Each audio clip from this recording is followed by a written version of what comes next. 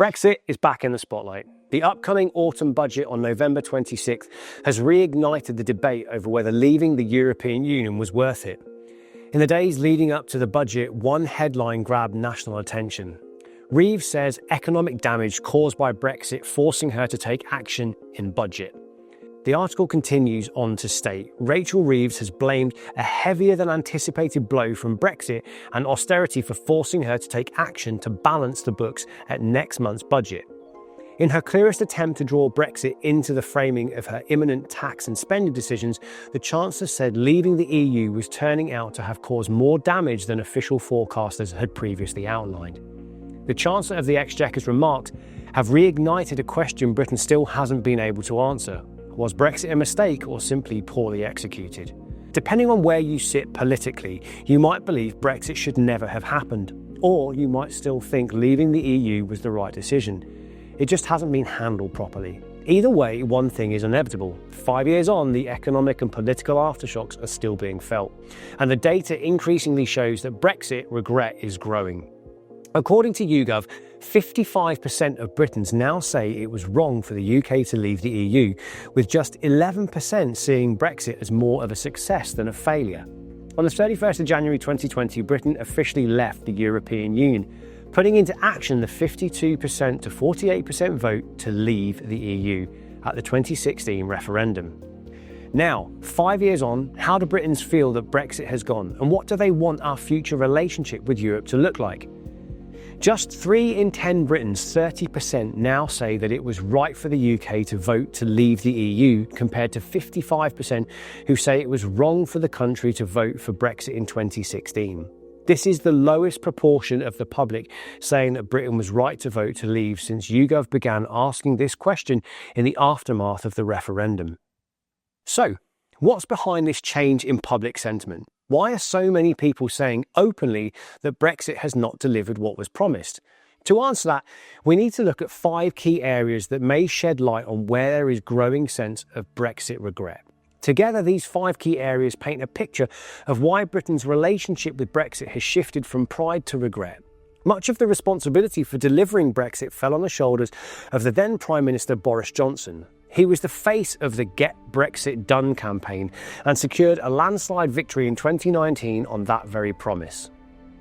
Let's get it done because of the opportunities that it will bring, not just to take back control of our money and our borders and our laws, to regulate differently and better, to take our place as a proud and independent global campaigner for free trade.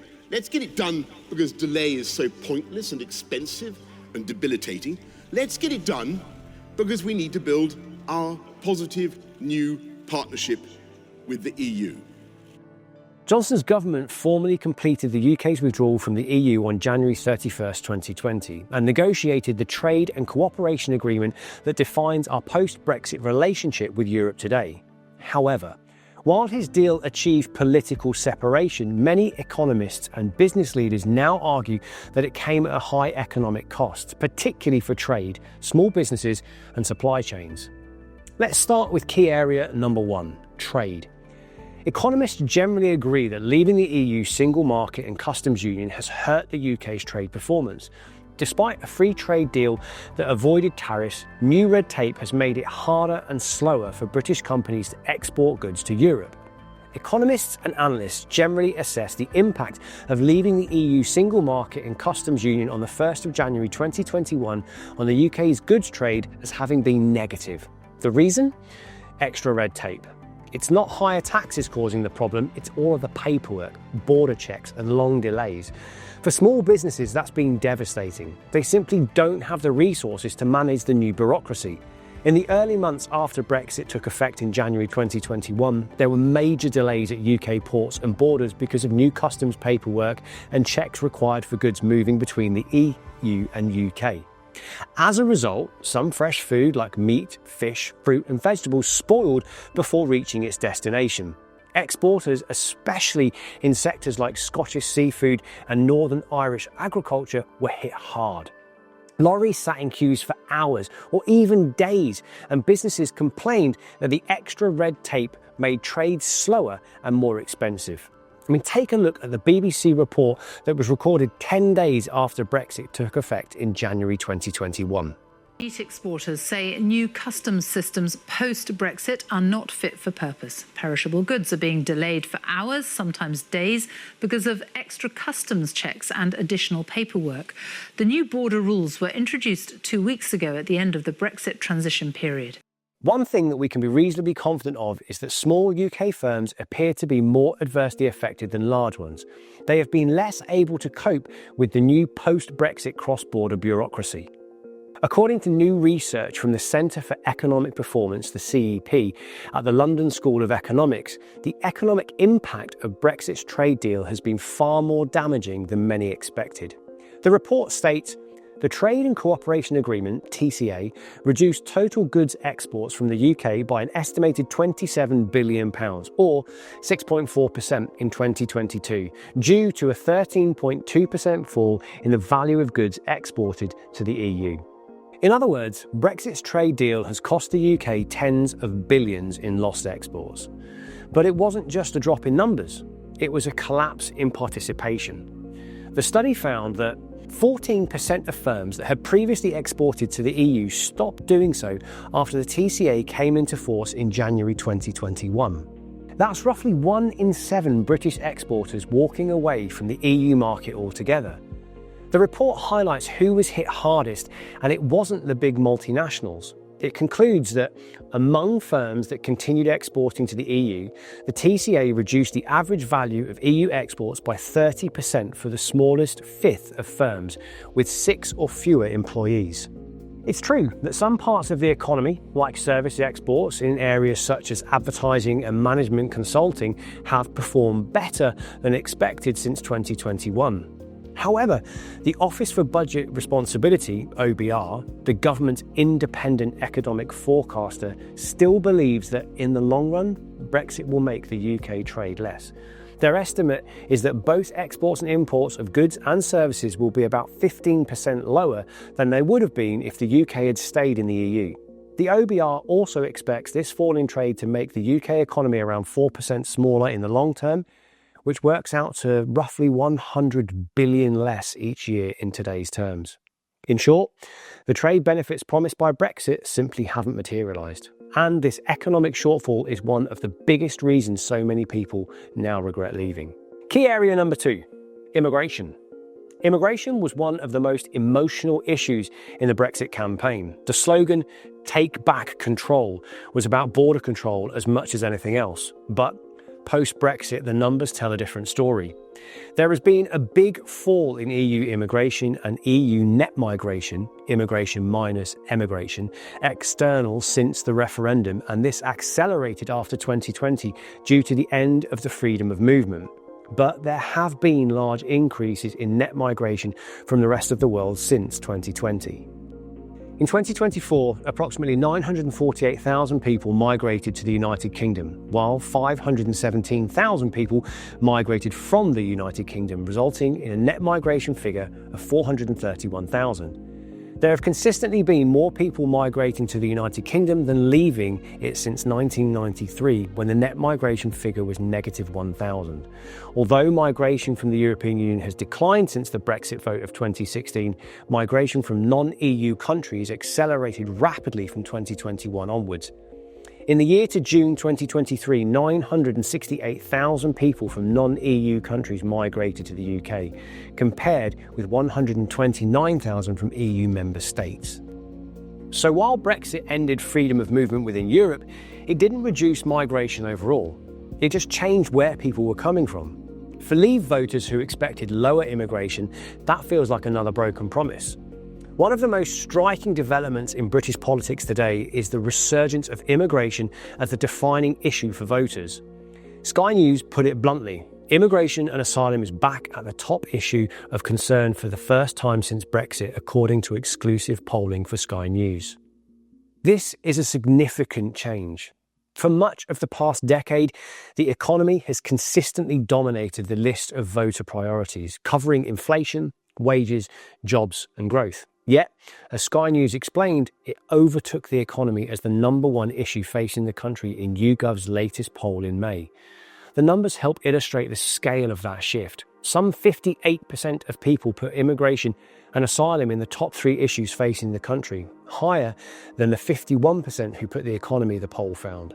In other words, a clear majority now view immigration as one of the country's most pressing challenges. Key area number 3, travel. Before Brexit, travel between the UK and the EU was seamless. You could hop on a plane to Spain or Italy without worrying about visas or extra paperwork. That's changed. Freedom of movement ended with Brexit, also affecting tourists and business travellers. British passport holders can no longer use EU lanes at border crossings. While UK citizens can still visit Europe for up to 90 days without a visa, new systems are coming and they'll add friction. The EU's entry-exit system, the EES, will record fingerprint and facial scans. And soon after, ETIAS, the European Travel Information and Authorisation System, will require Brits to apply online for entry clearance. ETIAS clearance will cost €7, £5.90, and be valid for up to 3 years or until someone's passport expires. These sound like small inconveniences, but for millions of tourists and business travellers, it's another reminder that the UK is no longer part of Europe's seamless travel zone. The BBC report even mentioned that some in the travel industry worry about longer queues at borders, especially during busy holiday seasons. Meanwhile, the UK is rolling out its own version, an electronic travel authorisation for EU citizens. In short, what used to be frictionless travel is now a two-way bureaucracy. Key area number 4, laws. One of the loudest arguments for Brexit was sovereignty, the power to make our own laws again. Yet reclaiming this power from Brussels has given way to even more continuous legal debate, one that strikes at the very heart of Britain's post-war identity, its membership in the European Convention on Human Rights, the ECHR. There are plenty of legal issues that have stemmed from Brexit, but one that keeps making headlines is the ECHR. The UK is still a signatory to the ECHR, which is overseen by the European Court of Human Rights in Strasbourg, not an EU institution, but a separate international treaty system that Britain helped to create after World War II. The ECHR has become the new frontline in Britain's sovereignty debate. Critics argue that it limits Parliament's power to control borders, deport illegal immigrants, and implement policies like the Conservative government Rwandan asylum plan. Supporters, on the other hand, say that the ECHR is a cornerstone of human rights and justice, protecting fundamental freedoms like the right to a fair trial and freedom from torture. The political pressure around this issue is building fast. 2 major parties, the Conservatives and Reform UK, have now committed to leaving the ECHR, framing it as the next step in taking back control. In recent months, both Kemi Badenoch, leader of the Conservative Party, and Nigel Farage, leader of Reform UK, have openly backed the idea of withdrawing from the ECHR. Their argument is that leaving would give the UK full control over its borders and immigration policy, especially when it comes to deportations and asylum cases that the Strasbourg court has previously intervened in. This growing support on the right suggests that leaving the ECHR could become one of the defining political flashpoints of the next general election. Labour, meanwhile, has ruled out withdrawal, warning it would damage Britain's global reputation and its post-war commitments. Given Sir Keir Starmer's background as a former director of public prosecutions and international human rights lawyer, it's highly unlikely that this government would consider leaving the European Convention on Human Rights. His legal career was deeply rooted in upholding human rights standards, as he was repeatedly stated that remaining within the ECHR is essential for Britain's moral and legal integrity. If the Brexit debate was about leaving the EU's political structures, this new argument is about leaving Europe's legal ones. In many ways, it shows that the question of sovereignty, the power to decide our own laws, didn't end with Brexit. Key area number 5, money. During the 2016 campaign, one number stood out more than any other: £350 million per week. Supposedly what Britain sent to Brussels. The UK's gross public sector contributed to the EU budget in 2019-2020 was £18.3 billion, equivalent to around £352 million per week. However, a large portion of that money was recycled back into the UK through farming subsidies and regional development grants. And Britain has also a rebate worth around £4 billion per year. Once all of that's factored in, the actual net saving is estimated to be closer to £9 billion per year. That sounds like a lot, but compare it to the OBR's estimate that Brexit is shrinking the UK economy by £100 billion per year, and the math speaks for itself. The supposed savings are tiny to the lost economic growth. So, the net fiscal benefit to the UK from not paying into the EU budget is closer to £9 billion per year, although this figure is inherently uncertain because we don't know what the UK's contribution to the EU budget would otherwise have been.